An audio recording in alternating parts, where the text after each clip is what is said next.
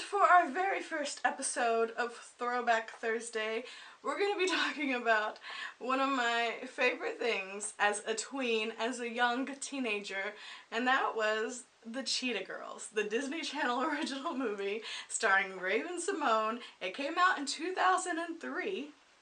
Good times, good times. But I remember the Cheetah Girls having a really big impact on me, and it was huge when I was in 7th grade. So much so, I don't know if it came out when I was in 7th grade. I really don't want to do the math right now. When I was in 7th grade, there were these girls who were in gym class with me, and they were friends. We were friends, and they were starting a band. They were starting their very own Cheetah Girls. I hope they were going to call it something else, because that was not going to work. Disney would not have that. They let me audition, and I sung one of the Cheetah Girls songs, and they were like, "Oh, you were really good. You were just a little too shy and quiet." I'm pretty sure they were just being really nice. Just a side note, in case my backdrop falls in the middle of this video, I don't know how long that blanket's gonna stay up. It might collapse. Just a heads up. So, the Cheetah Girl. Ooh, there's people outside slamming doors. I'm trying to film a video. So, the Cheetah Girls opens while they're performing at a birthday party, and they're really good. They got the choreography, their vocals are on point. I still remembered every single word to that song, by the way, or at least most of the words to that song, by the way. Something I did not notice as a kid, they only let Adrienne, who was playing Chanel, and Raven, who's playing Galleria, sing full sentences. The other girls got half a sentence and a word, and they had to split their parts half and half, so there was some favoritism there. I could tell. Granted, they were the stronger of the singers, but still. While they're performing and Raven's in the foreground doing her thing, that means front, right?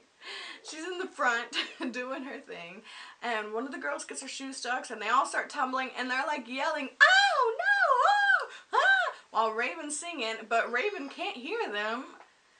And then my favorite thing about the scene is they didn't even try. The girl tumbles into Raven. Raven fully stops singing, looks at the girl, and then poses while her voice is still playing. Like, they didn't even try to make it look like she was still singing. I love that effort. It was great. Another thing I noticed about the Cheetah Girls this time that, I mean, I remember happening, but now I'm like, what? Every time they do their little handshake, there's a legit cheetah growl every time they do it, and I'm like, does everyone hear that? Or do they only hear that? And if everyone hears it, how do they play it every time? Are they walking around with a cassette player and playing the noise every time they do the handshake? It was weird. So there's this boy, Derek, who is problematic a little bit later on in the movie, which I will get to. But Derek swoops in while the girls at their table, all conversating, and he like flips his hair, and he's flirting with Galleria. And then, as Derek and his friend are walking away from the table after calling Galleria his boo, okay, they full on get smashed in the back of the head with glass plates. They get shattered, and the entire cafeteria erupts into laughter. And I'm like, they just got hit in the back of the head with glass, and glass shattered everywhere. And instead of seeing if these boys are okay or in need of stitches, everyone just laughs. That was weird. The girls auditioned for the talent show. They did great. Anyway, so Jackal Johnson offers them a meeting or whatever, and Gabriella's mom, who was just uber supportive a few scenes earlier, like, I love you, and I love your dreams, and you can achieve those dreams. As soon as he's like, hey, come on over to my studio, and the mom was like, no, this is just a side hobby for the girls. Which, mind you, obviously she's just protecting her daughter and her friends from some sleazy record guy. But I just thought it was funny that she didn't even meet with the guy to find out if he was sleazy. She was just like, no, that's just a hobby. But you're just like, I believe in your dreams. But then Gabriella's dad convinces the mom to let them go, so they're going to the meeting. After the meeting, Gabriella starts getting a big old head, and she starts acting like a diva, and she starts giving rules to the girls like, don't chew with your mouth full aqua, and stars don't carry around hot sauce in their purse, which Beyonce would disagree, Gabriella. And Gabriella was late to the meeting, so unprofessional for a little diva, and she steps in doggy doo-doo on the way. And her best friend takes off her shoe, cleans the poop off her shoe, puts the shoe back on Gabriella as if she was Cinderella, and Gabriella's like, you're the one, sachets away, like, this girl just cleaned crap off your shoes and you're gonna pat her on the head like a dog. Gabriella is getting a really big head. I don't remember her being such a biatch when I first watched it. Gabriella, to Doe, who's always working, we kind of see her backstory. She's always got to go work, but the girls don't know. And so Doe's like, I gotta go practice dance. And Gabriella's like, that's fine because we're doing music here and you mostly just dance anyway. Rude. And then she called her janky and her clothes and her outfits and told her to go shopping. And so Chanel went shopping with her mom's credit card because she was mad at her mama and bought her some new clothes. And then she found out the backstory of Doe. And she's a foster kid living with 10 other kids and she can't afford to go buy a new outfit. And when she always runs off, she's working because that's how she pays for dance lessons. So the second meeting the girls had with Jackal Johnson, the mom didn't go with him. She's like, I trust you. I'm letting you go alone. And so he gets there and he hands them all ridiculous animal masks, right? And he's like, this is what we're going to be doing. Forget the Cheetah Girls. Some like kid pop band or whatever with animal masks. And my favorite part of the scene is when Gabriella goes, we can't sing through the masks. Oh, we don't lip sing.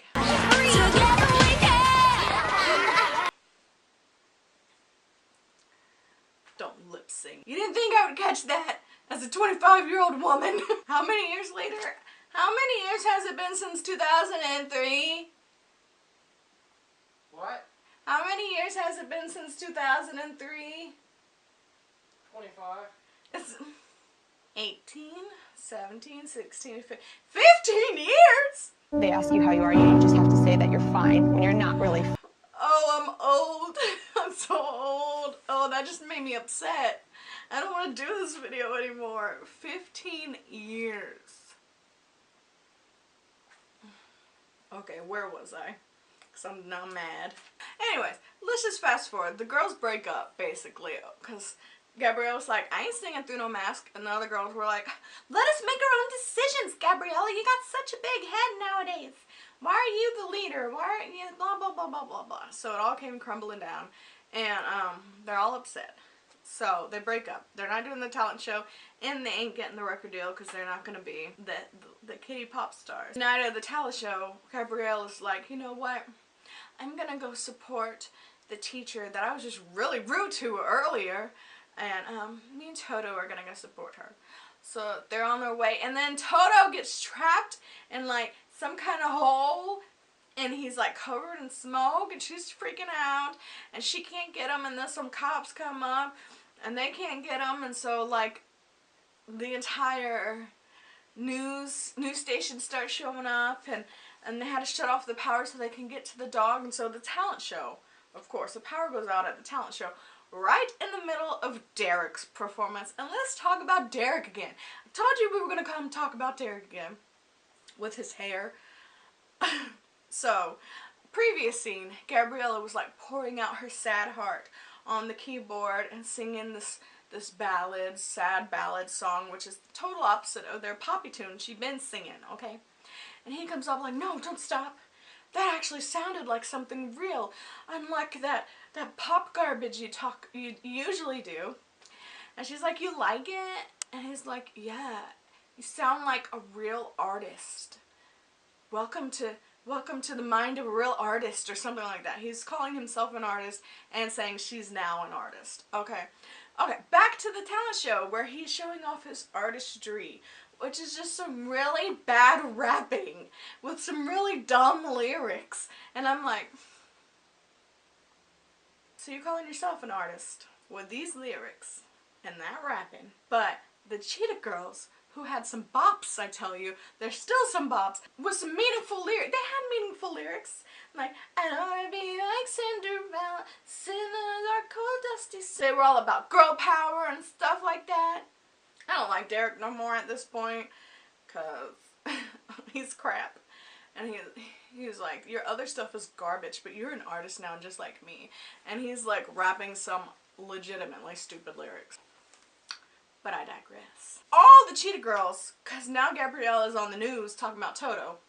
So all the Cheetah girls come running for Toto, and they all happen to be wearing the exact same outfit. How did they do it? What kind of magic is that? And they end up saving Toto through the power of song. They're calling and they're screaming for him, and the fireman's like, they can't hear you. And so they started to sing, which was quieter than them yelling. But the power of song got Toto out of the hole. So then they celebrated by dancing in the middle of New York. I think they're in New York. I don't know where they are. And it was so powerful that everyone saw it, and they were all over the news because the news was there. And then Jackal Johnson was like, dang it, I should have signed them when I had the chance. And it was such a powerful, moving moment that even the firemen and the construction workers, they all had this choreographed dance to go along with it. I don't know how they picked up the choreography so quickly, but they did a great job. And then after the song and dance was done, she ended up kissing Derek because he was shredded on the guitar. Where did the guitar come from? And it had like dramatic backlighting and fog and everything. Anyways, Gabriella kissed him. And I'm like, girl, he was just ragging on your stuff. He was calling the thing you love doing, the songs you wrote and that you're proud of, he called them poppy garbage. And then he said he was the true artist, and you're gonna kiss him? Don't kiss him. Don't kiss him in his hair. What happened to the girl power, Gabriella? You don't want to be like Cinderella, sitting in no dark, cold, dusty cellar and waiting for somebody to come and set you free. So I was frustrated at that part, obviously. I can't remember if they're still together in the sequel.